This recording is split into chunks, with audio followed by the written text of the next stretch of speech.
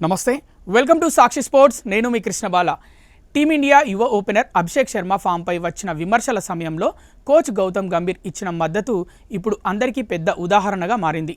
Abhishek world cup ప్రారంభంలో వరుసగా 3 మ్యాచ్ల్లో డకౌట్ అయ్యాడు. సోషల్ మీడియాలో తీవ్ర విమర్శలు వచ్చాయి. చాలామంది అతన్ని జట్టులోంచి తీసేయాలని కూడా మాట్లాడారు. కానీ ఆ సమయంలో గంభీర్ మాత్రం భిన్నంగా ఆలోచించాడు. గంభీర్ తన కెరీర్లో జరిగిన ఒక సంఘటనను గుర్తు చేశాడు. 2014 ఐపీఎల్లో తాను కూడా వరుసగా 3 సార్లు డకౌట్ అయ్యానని చెప్పాడు.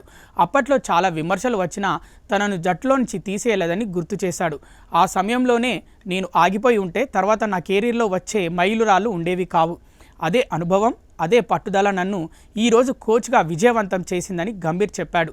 అభిషేక్కు ధైర్యం చెబుతూ గంభీర్ ఒక ముఖ్యమైన విషయం చెప్పాడు. కొన్ని మ్యాచ్లు చూసి ఒక ఆటగాడిని తీర్పు ఇవ్వడం సరైంది కాదని, ఒక ప్లేయర్ ప్రతిభ, సామర్థ్యం తెలిసిన సమయంలో అతనికి మద్దతు ఇస్తేనే అతను నిజంగా మెరవగలడు.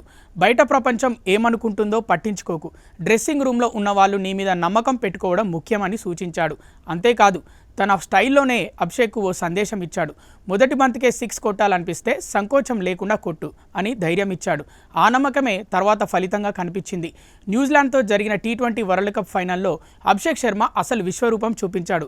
కేవలం 21 బంతుల్లోనే 52 పరుగులు చేసి టీమిండియా విజయంలో కీలక పాత్ర పోషించాడు. సంజు శాంసన్తో కలిసి 98 పరుగుల ఓపెనింగ్ భాగస్వామ్యం నెలకొల్పి భారత్ను విశ్వ విజేతగా నిలబెట్టాడు. కొన్ని మ్యాచ్ల్లో విఫలమైన ప్లేయర్ను విమర్శించడం సులభం, కానీ సరైన సమయంలో ఇచ్చిన నమ్మకం, మద్దతు ఒక ఆటగాడి కెరీర్ని ఎలా మార్చగలదో ఈ ఫైనల్ మ్యాచ్ మరోసారి నిరూపించింది. అభిషేక్ శర్మ ఫైనల్లో చేసిన ఫాస్టెస్ట్ 50కి గంభీర్ ఇచ్చిన ఆ నమ్మకమే అసలు కారణమని ఇప్పుడు అందరూ చెప్తున్నారు.